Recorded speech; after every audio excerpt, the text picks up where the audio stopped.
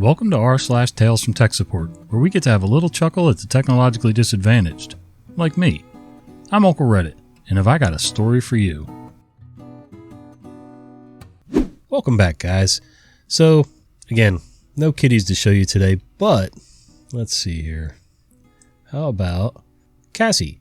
Cassie was a dog we had for, oh my gosh, we probably had her for 12, 14 years. She was one of the best dogs I ever had, man. I still don't even know what breed she was. I know she was a mix, mutt. We tend to get our pets, we adopt through the Humane Society and other sources. Yeah, just a great old girl, man. So, yeah, enjoy looking at Cassie while we read stories today. What do you mean I need to shut my computer down? End user comes in, can't see Wi-Fi networks on their machine. Last time this happened about a week or so ago, we restarted the machine and boom, there they were. Explained to end user that they should shut down their computer when they finish using it, for a multitude of reasons, but for the sake of brevity I said, they get tired just like us. End user comes back into my office today with laptop in hand and says, the internet is doing it again. And I said, I'm sorry, can you remind me what it is? And end user says, no Wi-Fi networks are showing up. So I ask, have you restarted the machine? To which the end user replies, well, no, but I just shut it down last week. Am I going to have to keep doing this? And I said, you really need to shut your computer down more than once a week, as they storm out of my office in a huff. Is it 3:30 yet? Oh my gosh, people act like it's such an inconvenience to shut down their computer. Yeah, I get bad about it. My wife is worse than I am. But, even I know that when things slow down or get quirky or, Wi-Fi networks don't show up, the first and best thing to do for your computer is just do a complete restart. Shut it down, restart it. And I don't know how true it is, but somebody told me that doing a restart from the start menu is actually better than doing shutdown and then powering it back on. I don't know. A lot of you guys will know better than me, so let me know down below. We've never had Wi-Fi in this building. I was unfortunate enough to be hired onto a company about 2 months before COVID hit my country. I was certain I would be let go. Lo and behold, I wasn't, but for a very unpleasant reason. But that story's for another time. For now, just know this company outsourced their IT, but didn't really know why they did it or what exactly was outsourced. When we went to remote work, we had downsized to just our HQ. We used to have one other office site further into town. During that time, I was tasked with going down once a week when no one was there and assist with getting Zoom calls set up in various offices so other team members could use them when it was their turn to come into the office. It was beyond simple and kind of a waste of time.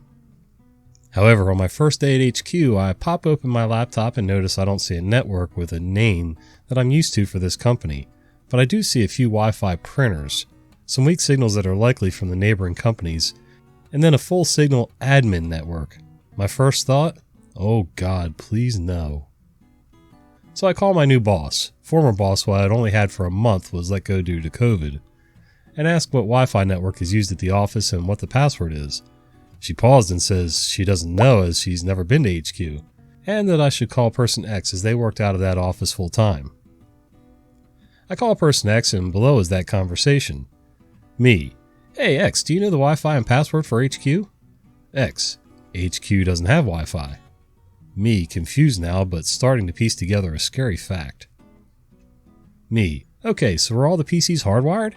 X, nope. Okay, then how did you get to the internet when you were here? I used Chrome. Me, but, never mind, I think I found what I need. I hang up, realizing I was on my own here.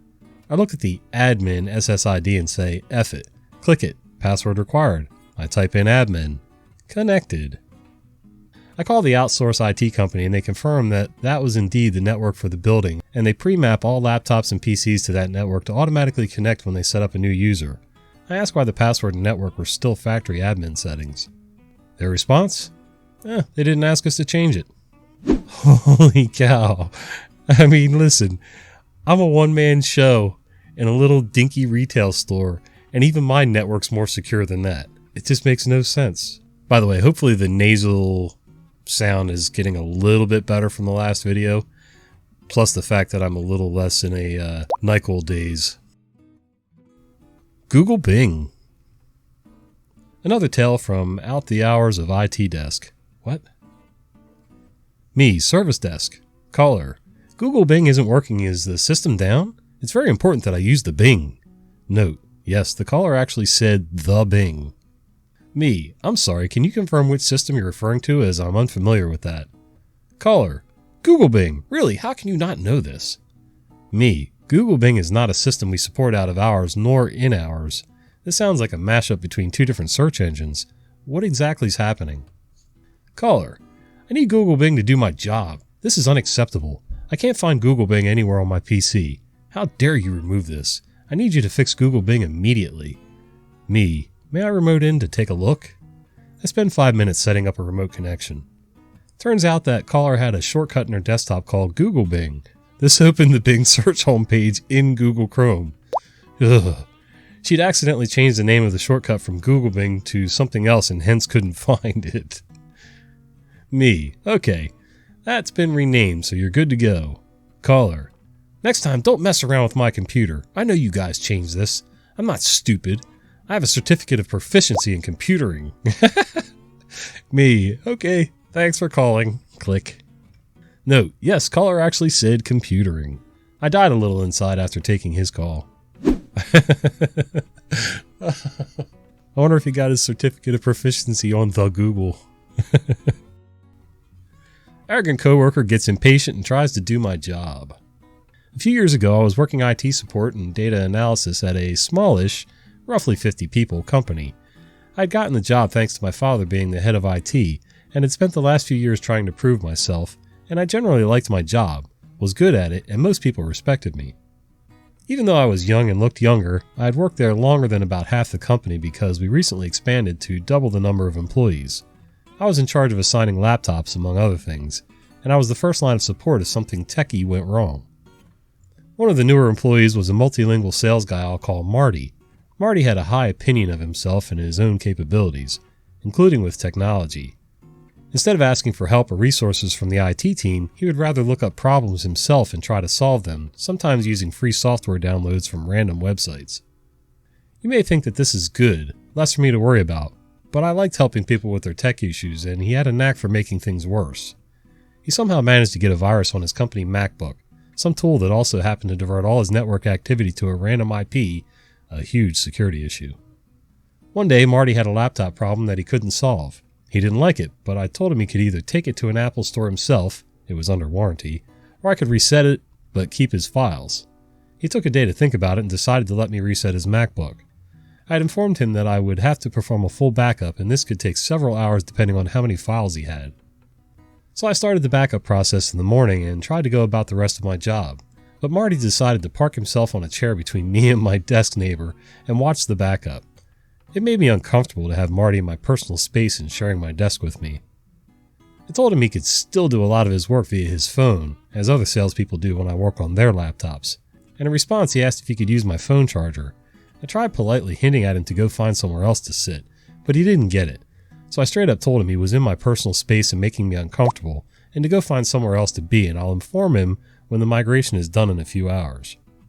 The backup took longer than expected due to the number of files Marty had. Marty had decided rather than sitting at his own desk, he still wanted to hover nearby and was on his phone in the IT lounge area, and making people who work in that area slightly uncomfortable. The backup completed after lunch, but I had a meeting to attend with the VP before it finished. I rarely had meetings, and this one wasn't long, about a half hour.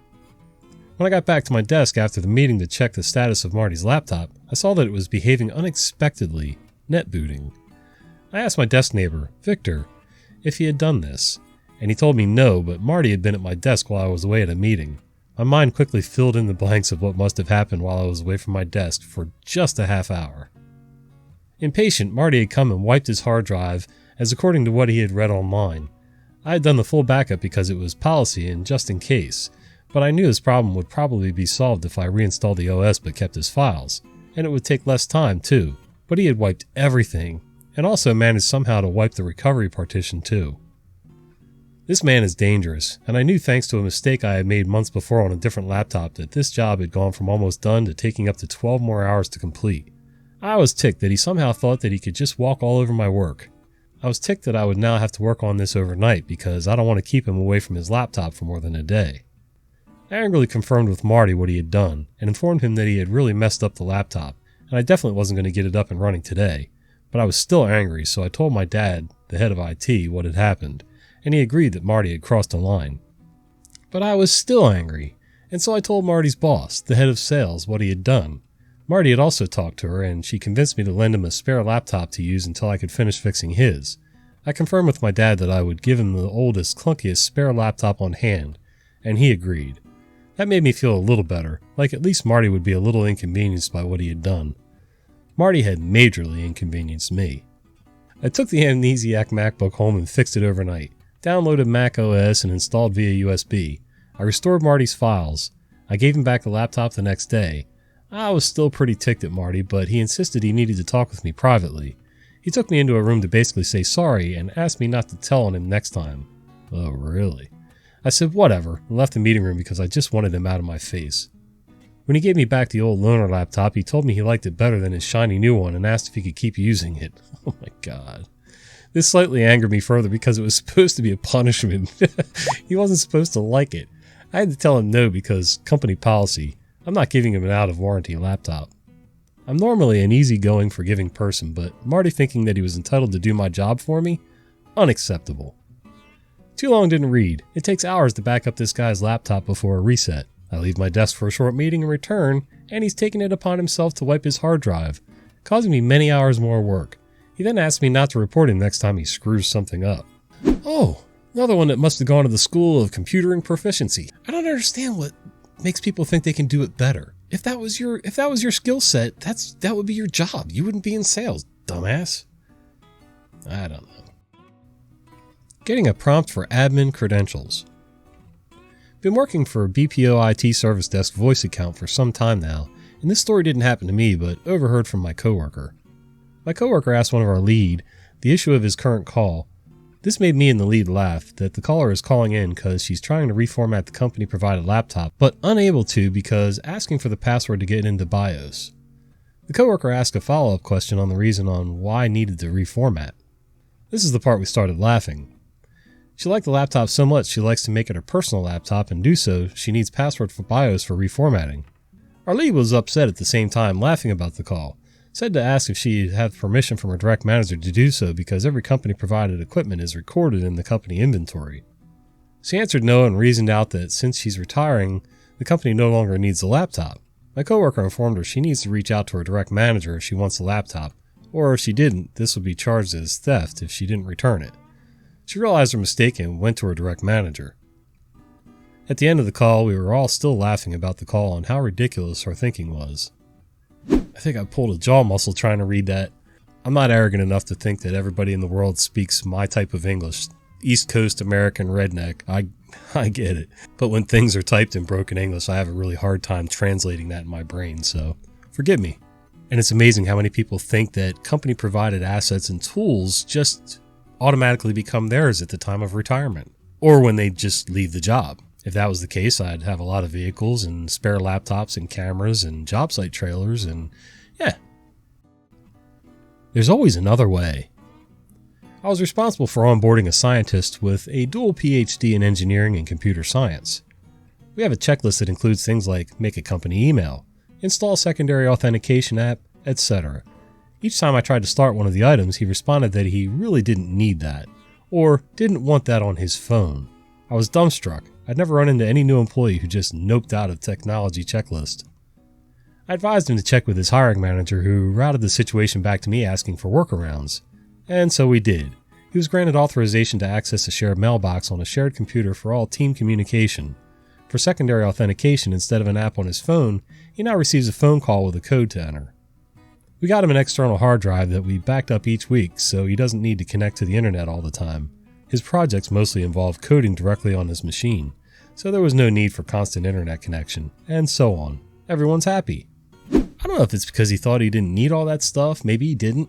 It just seems harder to do the workarounds than to just do it the way the company does it sometimes. I don't know. What do you guys think? Hey, if you guys enjoyed this video and want to see one just like it, click this video on the screen right now. I think you're going to enjoy it. See ya.